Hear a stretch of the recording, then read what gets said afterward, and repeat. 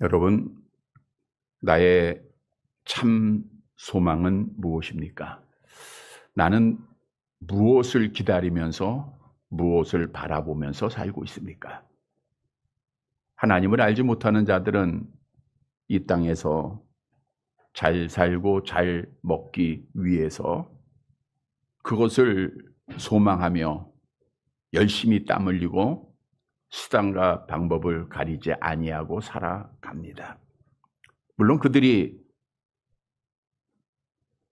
더 많이 가질 수 있을지는 몰라도 이 땅에서 수고하고 땀 흘려 차지한 모든 것은 영원하지 않다는 것입니다.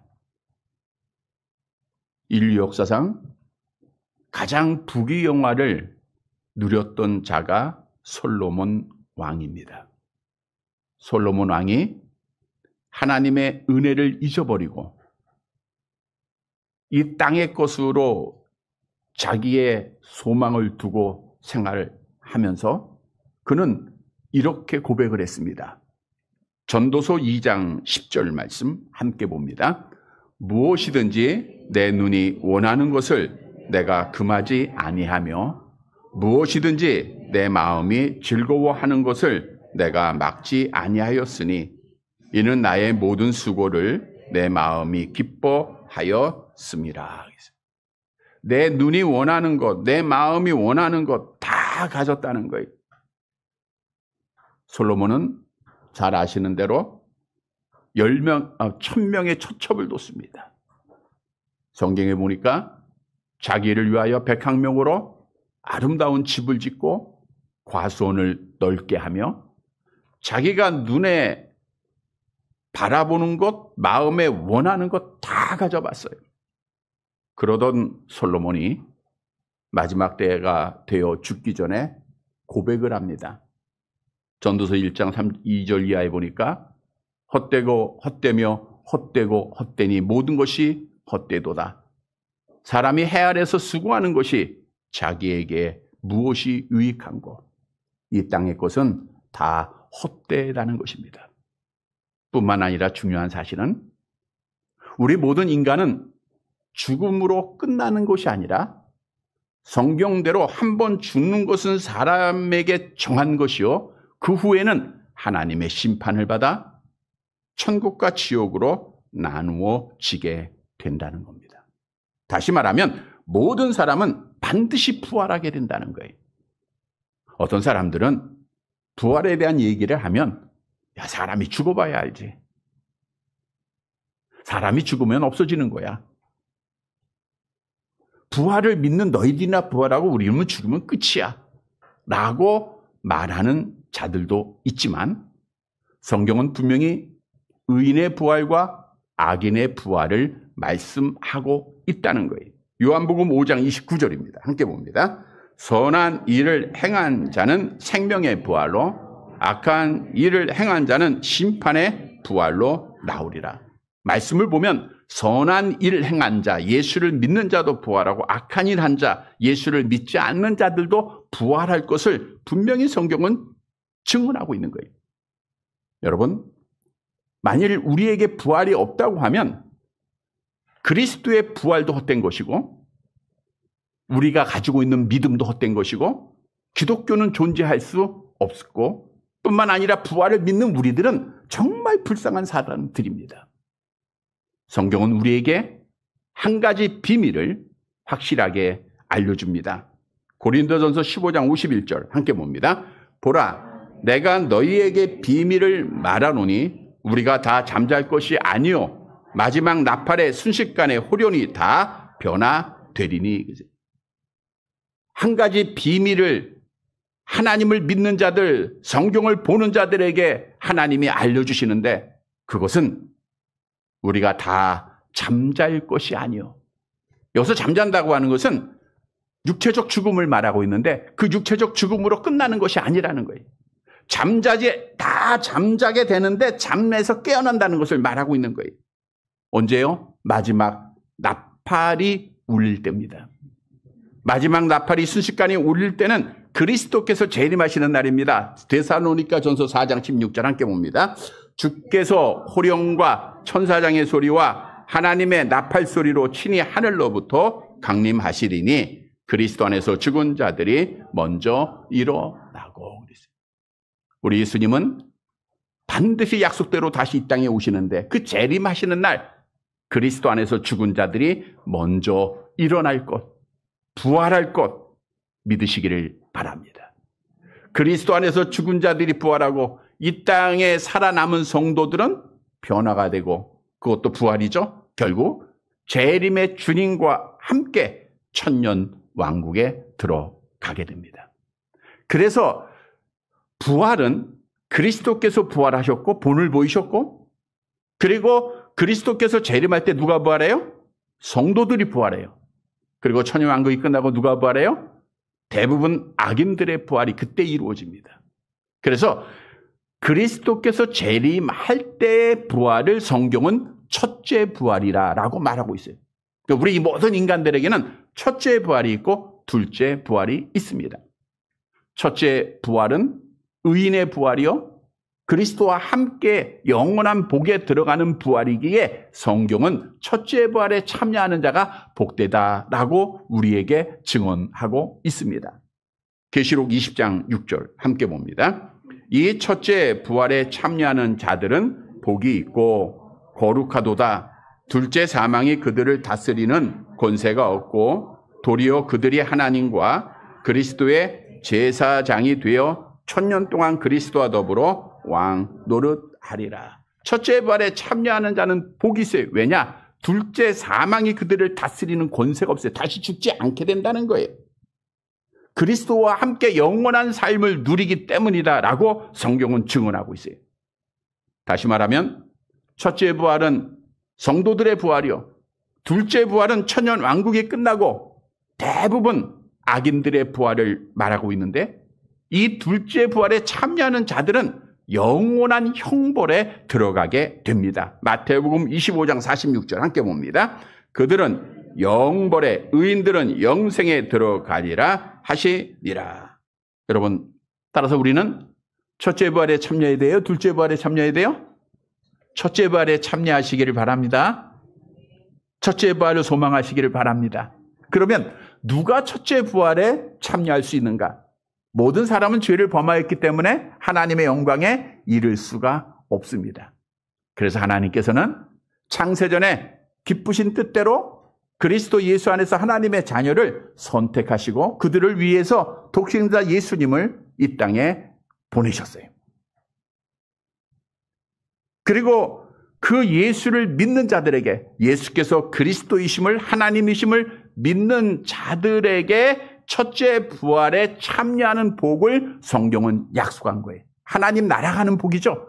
우리 암송해 볼까요? 예수께서 가라사대 내가 곧 길이요 진리요 생명이니 나로 말미암지 않고는 아버지께로 올 자가 없느니라.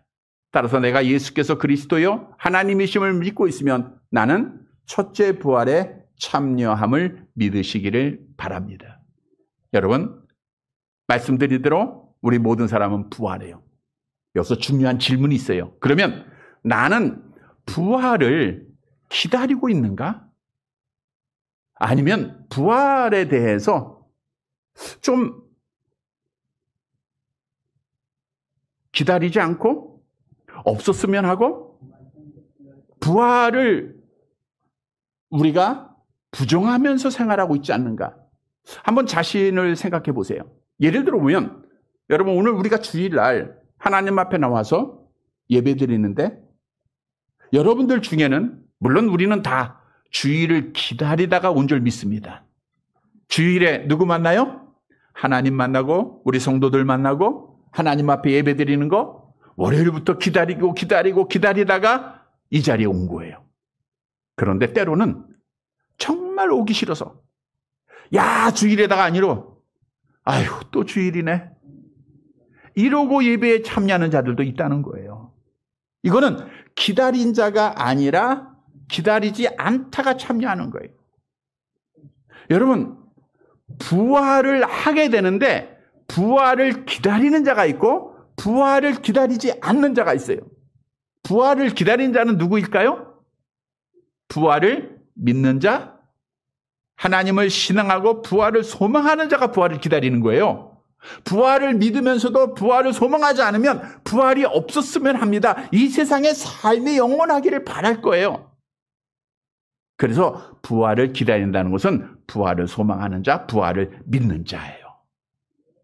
오늘 본문의 말씀은 부활을 기다리는 자가 어떻게 기다려야 할 것인가를 우리에게 교훈해주고 있습니다.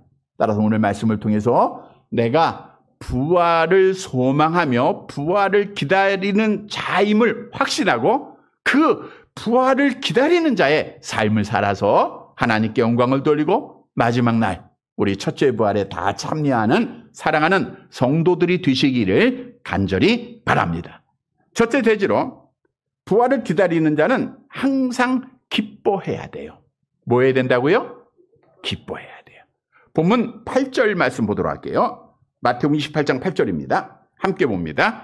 그 여자들이 무서움과 큰 기쁨으로 빨리 무덤을 떠나 제자들에게 알리려고 다름질하세.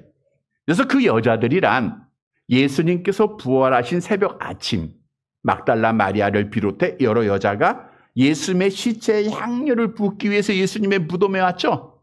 그러다가 누구를 만나요? 천사를 만나고 부활의 주님을 만나지 않습니까?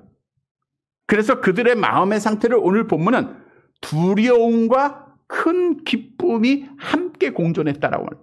두렵죠. 천사를 만나게 되고 부활의 주님을 만난 것에 대한 두려움이 그들에게 있어요. 근데 또 한편으로는 뭐가 있어요? 큰 기쁨이 있었다는 거예요. 근데 크다고 하는 원문에 보면 그 단어가 뭘 수식하냐 하면 기쁨을 수식해요. 이거는 무엇을 의미하고 있는가? 그 여인들이 걱정하고 근심하고 두려워했지만 뭐가 커요? 기쁨이 크다 보니까 그들이 두려움과 걱정을 다 물리치고 기뻐했다 그 뜻이에요. 다시 말하면 부활의 주님을 만난 자는 큰 기쁨으로 날마다 기뻐한다 그 뜻입니다. 그래서 오늘 본문에서 우리에게 주는 교훈은 부활을 기다린 자는 뭐 해야 돼요? 기뻐해야 되는 거예요. 여러분, 인생의 길이 그렇게 좋은 일만 있는 거 아니지 않습니까? 내 뜻대로만 되는 게 아니죠. 내 생각대로 내 기도대로 되는 게 아니죠. 우리 예수님께서도 이 세상의 길을 괴로움의 길이다라고 말씀을 하셨어요. 우리가 하루하루 걱정과 근심과 두려움의 생활을 할 수밖에 없는 연약한 인간들입니다. 그런데 부활의 소망을 가진 자들은 그 걱정, 슬픔, 두려움의 인생의 길에서 뭐 해야 된다고요? 기뻐해야 됩니다. 항상 기뻐해야 됩니다. 우리에게는 먹고 마시고 있는 문제가 있을 수 있습니다. 나그네와 안개와 같은 인생의 길에서 우리가 절망스러운 순간들, 사고도 당하고 병도 갖고 또 여러 가지 걱정들이 끊임없어요. 그러나 첫째 부활에 참여하는 자들은 비록 포도나무에 열매가 없고 감람나무에 소출이 없고 무화과 나무에 열매가 없을지라도 우리의 양이 없을지라도 항상 기뻐할 수밖에 없다는 거예요. 하박국 선지자는 마지막 종말을 예언받으면서 그는 부활을 기다렸기에 이렇게 고백을 합니다. 내려가 볼게요. 쭉 내려가 봅니다. 하박국 3장 18절 함께 봅니다. 나는 여호와로 말미암아 즐거워하며 나의 구원의 하나님으로 말미암아 기뻐하리로다. 하박국 선지자가 자기의 죽음을 포함한 마지막의 종말에 대한 예언을 듣고도 즐거워하고 기뻐할 수 있었던 것은 무엇을 소망했기 때문에 그래요? 부활. 내가 지금 죽어도 다시 살아난다고 하는 부활의 믿음이 그에게 있었기 때문입니다. 여러분, 사도 바울이 계속된 전도 여행을 통하여 수많은 고난을 당하고 죽음의 위협을 당하고 그럴지라도 그는 날마다 기뻐했습니다. 옥에 갇혀도 기뻐했고 매를 맞아도 기뻐했습니다. 왜냐? 그에게는 뭐가 있어요? 부활의 소망입니다. 내가 지금 죽어도 다시 살아서 하나님 나라에서 영원한 삶을 살게 될 것이라고 하는 믿음과 소망이 그에게 있었기 때문입니다. 여러분, 이 기쁨은요, 세상 것과 견주어 비교할 수 없는 참 기쁨, 우리 주님이 주시는 겁니다. 시편 30편 11절 함께 봅니다. 주께서 나의 슬픔이 변하여 내게 춤이 되게 하시며 나의 베옷을 벗기고 기쁨으로 띄우셨도다. 나의 슬픔이 변하여 춤이 되게 하시고 기쁨이 되게 하셨다는 거예요. 여러분, 인생의 길에 있어서 가장 큰 슬픔은 무엇보다도 내가 사랑하는 사람과의 이별일 겁니다.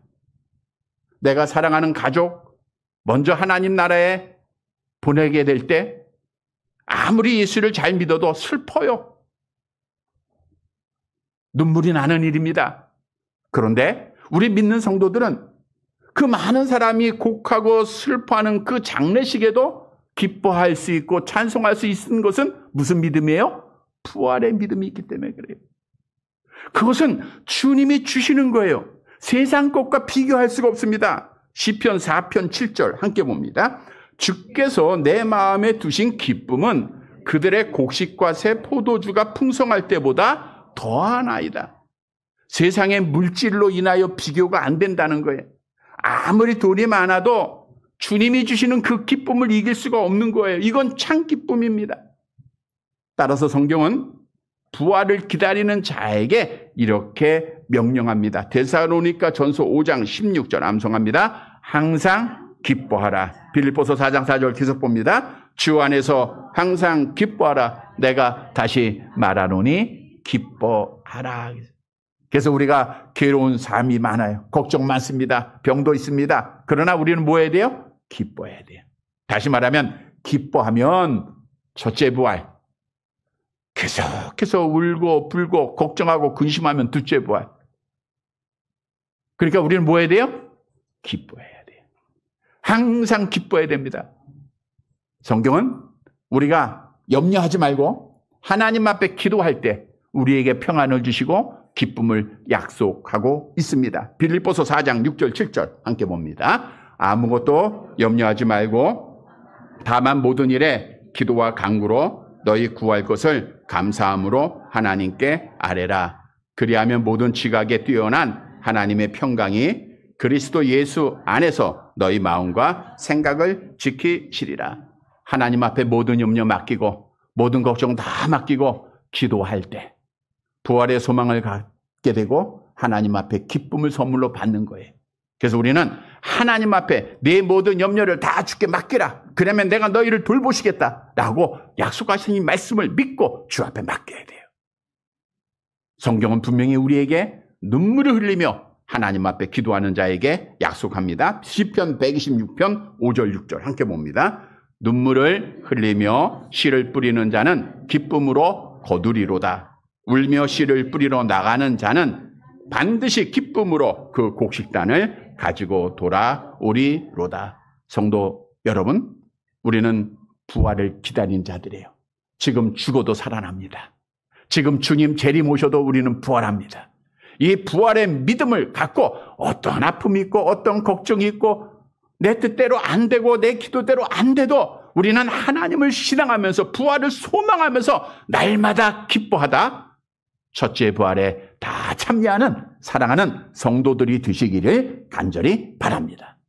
두 번째로 부활을 기다리는 자는 참 예배를 드려야 돼요. 그러니까 예배 드리는 자가 첫째 부활에 참여합니다. 본문 9절 말씀 보도록 할게요. 마태복음 28장 9절 같이 봅니다. 예수께서 그들을 만나 이르시되 평안하냐 하시거늘 여자들이 나아가 그 발을 붙잡고 경배하니. 이제 부활의 주님이 그 여인들을 만나잖아요. 평안하냐 물어본 게 아니에요. 원문에는 너희에게 평안할 있을지어다라는 말씀이에요. 너희들은 평안하라. 명령형입니다. 그러니까 주님은 만나는 자에게 평안을 주세요. 이 악한 영은 항상 불안해하게 하고 걱정하게 하지만 우리 주님은 평안을 주세요. 자, 그랬더니 그 여인들이 오늘 본문에 보니까 어떻게 했어요? 그 발을 붙잡고 뭐 했다? 경배했다. 원문의 발들이, 그러니까 양쪽 발, 주님의 그 발을 붙잡았다는 건 주님이 육체적으로 부활했다는 것을 증언하고 있는 거예요. 그 발을 붙잡고 경배합니다.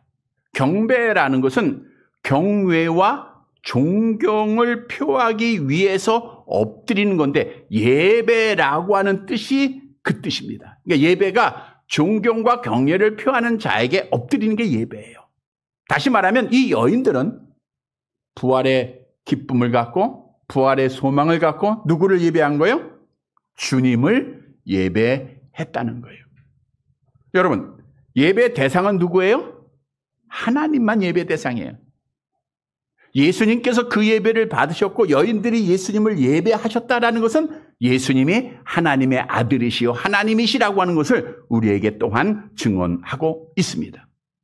여기서 중요한 것은 부활의 주님을 만나고 부활의 소망을 가진 자들은 하나님 앞에 예배 드려야 된다는 거예요. 여러분, 이런 성도들이 되시기를 바랍니다. 그런데 오늘날은 시대가 변하면서 점점 편해지려고 해요. 사실 기독교의 신앙생활이라고 하는 것은 예수님께서 걸어가신 십자가의 그 길을 따라가는 겁니다. 좁은 길이라고 하는 것은 점점 좁아진다라고 하는 뜻이에요. 근데 우리는 좁은 길에 들어왔다가 점점 넓은 길로 가려고 해요. 하나님 중심이 아니라 나 중심에서 내가 어떻게 하면 더 편할 수 있는가를 생각하면서 하나님을 섬기다 보니 이제는 잘 살게 되니 하나님께 대한 예배가 점점 줄어가고 있다는 거예요. 사실 과거에는 하나님의 말씀을 따라 예를 들어서 저녁 예배를 드린다? 이거 당연한 거예요. 모든 교회가 다 드렸습니다. 선교사님들이 우리나라에 하나님의 복음을 전하면서 주일 아침 예배와 저녁 예배를 우리에게 성경적으로 가르쳐 주었어요. 그래서 정상적인 교회는 주일 아침과 예배를 정상적으로 다 드렸습니다. 그런데 오늘날에는 그 예배가 점점 없어지고 있어요. 오후 예배로 바뀌고 오후 예배가 가정 예배로 없어지고 그러다 보니 주일 아침 한 번 예배 드리고 내가 종교적 의무, 하나님께 대한 책임을 다했다 이렇게 생각을 하고 있는 거예요. 어떤 유명한 목사가 방송에서 이런 인터뷰를 했습니다. 본래 예배는 영적으로 하나님을 만나는 것이기에 비대면이다. 그러니까 지금 예배가 여러분 지금 하나님 영적으로 만나는 거죠. 근데 그게 비대면이다 그거예요. 그게. 여러분 지금 하나님 보여요? 안 보이잖아요. 그러니까 비대면이다. 그러니까 비대면 예배가 성경적이다. 이렇게 방송을 하더라고요. 그래서 제가 그 댓글에 그러면 그리스도께서 왜 핏값으로 이 땅에 하나님의 교회를 세우셨을까요? 당신 같은 사람은 일제강점기 시대라고 하면 신사참배를 당연히 했을 사람이다. 헛된 것으로 성도들을 미혹하지 말라. 그렇게 막 강하게 제가 댓글을 남겼던 적이 있는데 여러분 목사의 말, 설교가 우리 성도들에게 많은 미혹이 됩니다. 양들의 죄가 아니라 예를 들어 저녁 예배를 없앤 것이 성도들이 목사님 우리 저녁 예배 드리지 맙시다 해서 없어졌을까요? 목사들이 없앤 거예요. 교묘하게 성도들을 미혹해가지고 성경에서 말씀하고 있는 것을 다 없앤 겁니다. 이건 목사들이 지은 죄악이에요. 나라가 타락되고 멸망받기 전 종교적으로 타락이 먼저 이루어집니다. 따라서 유다가 멸망을 받을 때 하나님께서 에레미야 선지자를 통해서 이런 말씀을 하셨어요. 에레미야 23장 16절 함께 봅니다. 만군의 여호와께서 이같이 말씀하시되 너희에게 예언하는 선지자들의 말을 듣지 말라. 그들은 너희에게 헛된 것을 가르치나니 그들이 말한 묵시는 자기 마음으로 말미암은 것이요 여호와의 입에서 나온 것이 아니니라. 하나님의 말씀이 아닌 것을 말하고 인본적으로 사람 중심적으로 가르치고 설교하는 것은 하나님께서 그의 입으로 나온 말씀이 아니라는 듣지 말라는 거예요. 그래서 먼저는 종교 지도자들이 하나님 앞에 심판받을 것을 예언을 하는 겁니다. 분명히 심판받게 될 거예요. 에레미야 23장 1절 계속 봅니다. 여호와의 말씀이 이러한데 목자의 양떼를 멸하며 흩어지게 하는 목자에게는 화가 있다 그랬어요. 여러분 말씀드린 대로 신앙은 타협하는 게 아닙니다. 협상하는 게 아닙니다. 지키는 거예요. 지금까지 기독교가 존재할 수 있었던 것은 목숨 걸고 하나님 앞에 말씀을 지키는 자들이 있었기 때문에 그래요. 다시 말하면 목숨 걸고 예배하는 자들이 있었기 때문이라는 거예요. 지금도 북한의 이 시간 그 지하 교회에서 목숨 내놓고 하나님 앞에 예배드리는 자들 있지 않습니까? 그래서 기독교가 그곳에서도 지켜가고 있는 거예요. 왜냐? 목숨 걸고 예배드리는 자들에게는 뭐가 있어요? 무슨 소망이 있습니까? 부활의 소망이 있는 거예요. 부활을 기다리고 있기 때문에 그래요. 내가 지금 죽어도 나는 지금 부활할 것이라는 믿음이 있다 보니 누구도 두려워하지 않고 어떤 것과도 타협하지 않고 하나님의 말씀 따라 하나님 앞에 예배를 중요하게 여기고 예배를 드린다는 거예요. 그런데 중요한 것은 하나님 앞에 예배 시간에 나오는 것 아주 중요합니다. 더 중요한 것은 하나님이 받으실 만한 참 예배를 드려야 된다는 거예요. 왜냐하면 우리 하나님은 거짓된 예배, 가짜 예배 받으세요? 안 받으세요? 안 받으십니다. 말라기 1장 8절 함께 봅니다. 만군의 여호와가 이르노라 너희가 눈먼 희생제물을 바치는 것이 어찌 악하지 아니하며 저는 것 병든 것을 드리는 것이 어찌 악하지 아니하냐. 이제 그것을 너희 총독에게 드려보라. 그가 너를 기뻐하겠으며 너를 받아주겠느냐. 말씀대로 행하지 않고 내 생각대로 드리는 예배, 찌꺼기 시간 드리는 거, 이거 하나님 받지 않으신다는 거예요. 오늘 서두에 말씀드린 대로 우리는 기다리는 예배를 드려야 돼요. 하나님 앞에 이 예배가 얼마나 중요한 것을 알고 예배를 기다려야 됩니다. 그래서 참 예배는 먼저는 기다려야 되고 또한 예배당에서 예배를 드려야 돼요.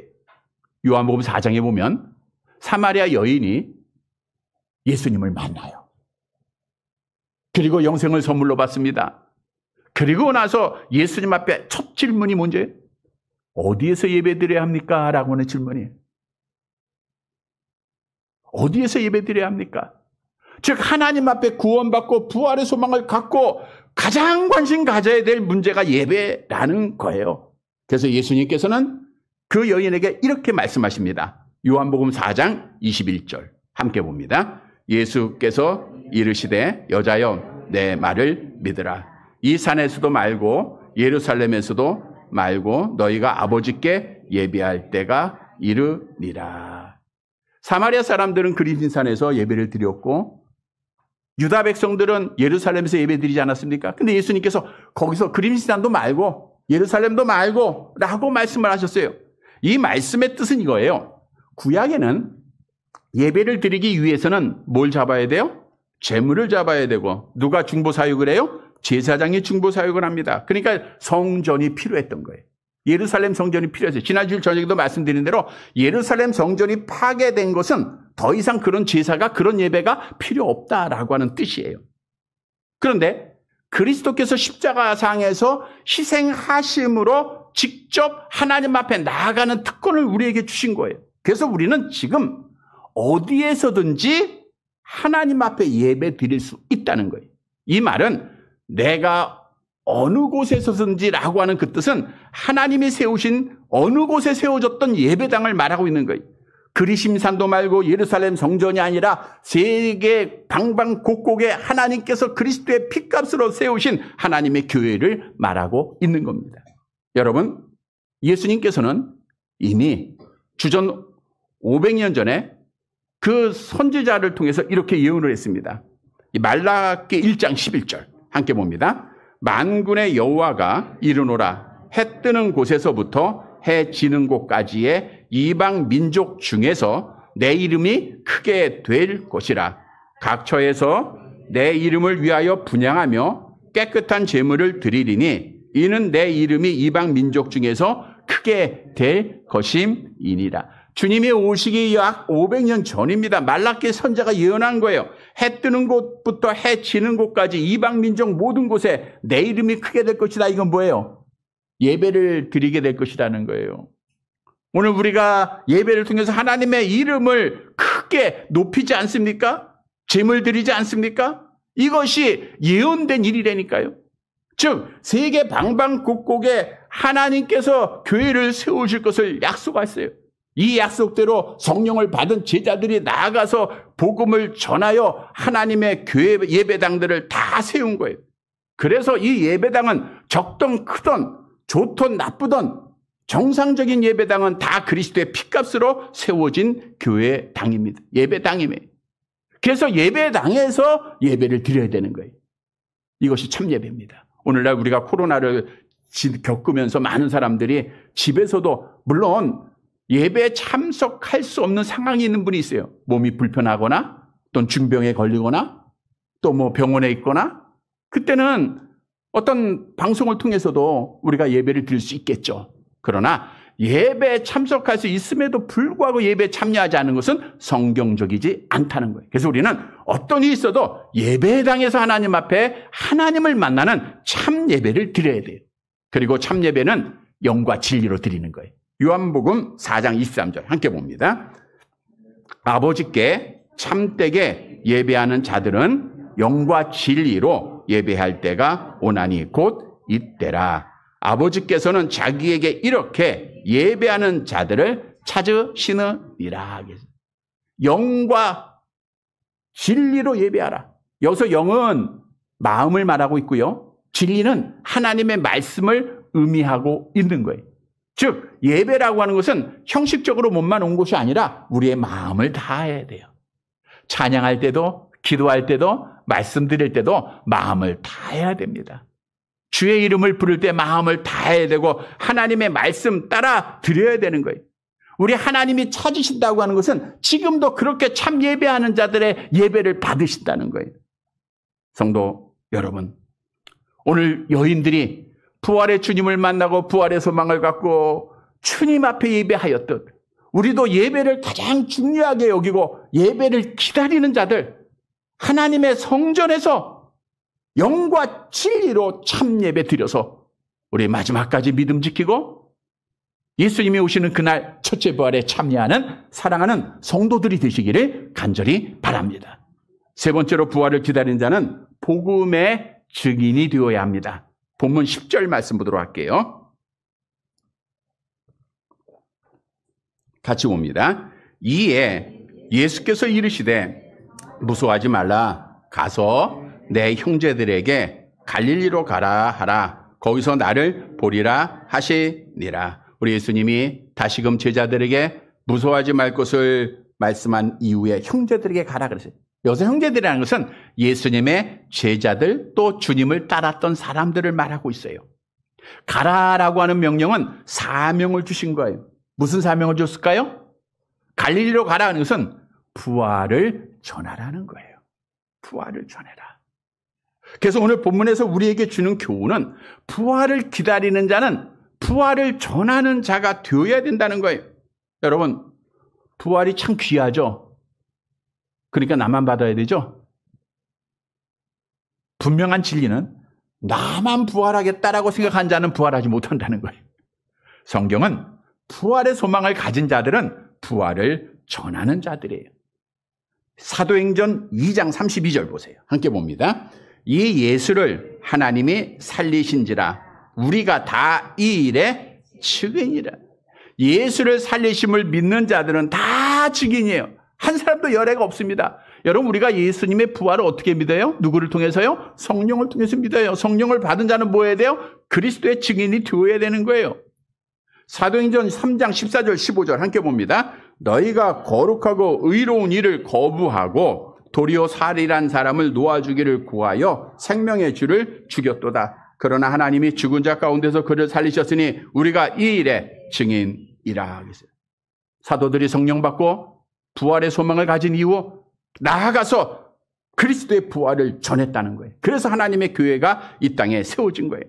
여러분, 하나님께서는 많은 사람 가운데 우리를 택정하여 하나님의 자녀로 삼아주신 목적을 성경은 이렇게 말씀합니다. 로마서 1장 1절 함께 봅니다. 예수 그리스도의 종 바울은 사도로 부르심을 받아 하나님의 복음을 위하여 택정함을 입었으니. 뭘 위하여 택정했어요? 복음을 위하여. 여러분 왜 부활시켰어요? 하나님이 왜 우리에게 부활의 소망을 주셨어요? 뭐 하라고요? 부활 전하라고. 부활 전하라고. 오늘날 사람들은 부활에 대한 소망이 없습니다. 예수 밖에 있는 자들은 부활을 기다리지 않아요. 여러분 우리는 그들에게 깨우쳐야 됩니다. 그것이 우리의 사명이에요. 에스겔서 3장 17절 함께 봅니다. 인자야 내가 너를 이스라엘 족속의 파수꾼으로 세웠으니 너는 내 입의 말을 듣고 나를 대신하여 그들을 깨우치라 그랬어요.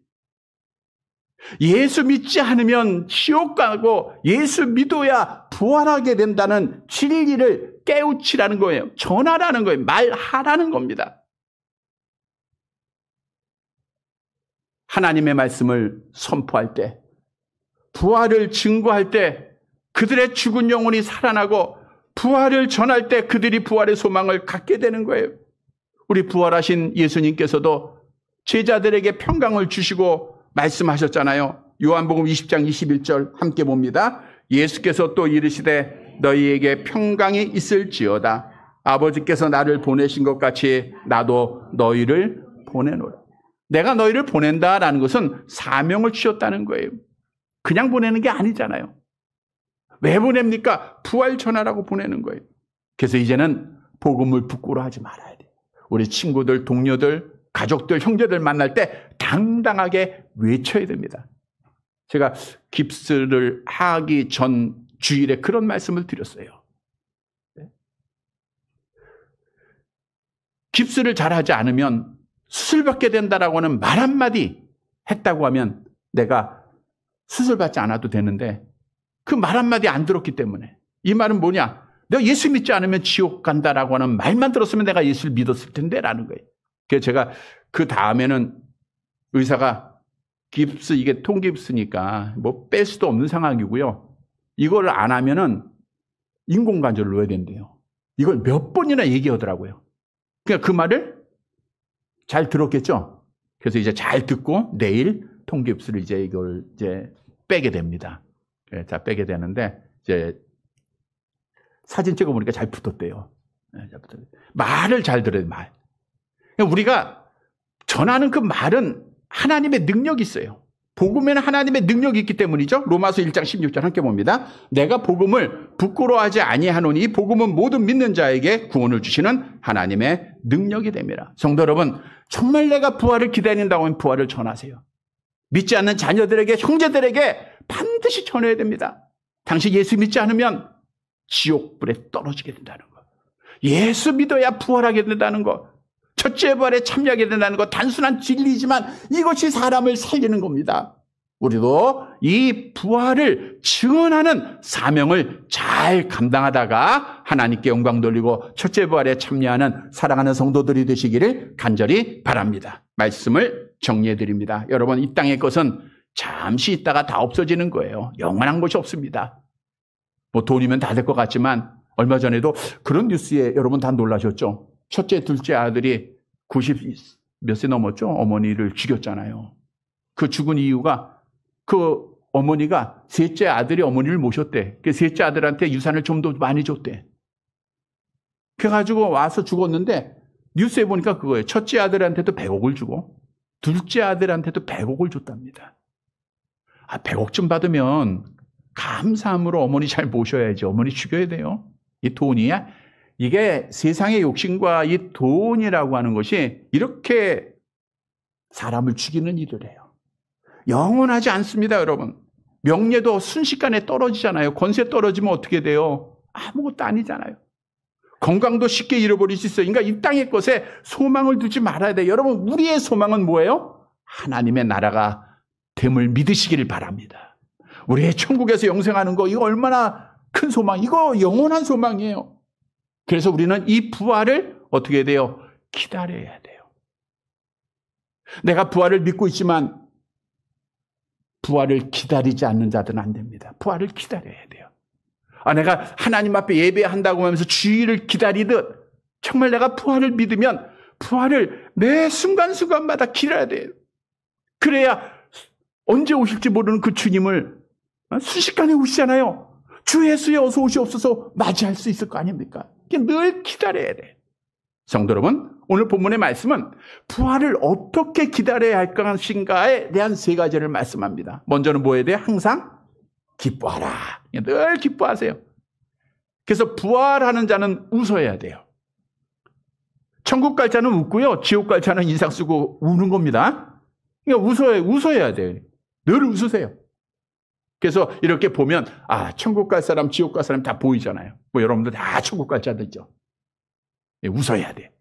또 부활을 기다리는 자는 뭐 해야 돼요? 참 예배를 드려야 돼. 참 예배 드려야 돼. 예배당에서 영과 진리로 정성을 다해서 하나님 앞에 예배 드려야 됩니다. 그리고 부활을 기다리는 자는 뭐 해야 돼요?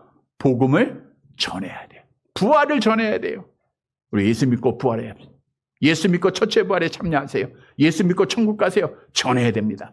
사랑하는 성도 여러분, 오늘 주신 말씀을 하나님의 말씀으로 받아들이고 내가 부활의 소망을 가진 자임을 확신하고 부활을 기다리는 자의 삶으로 우리 하나님께 영광을 돌리고 또 그리스도께서 약속대로 다시 오시는 그날 우리 다 함께 첫째 부활에 참여하여 영원히 하나님 앞에 복을 받는 사랑하는 성도들이 되시기를 주님의 이름으로 간절히 바랍니다.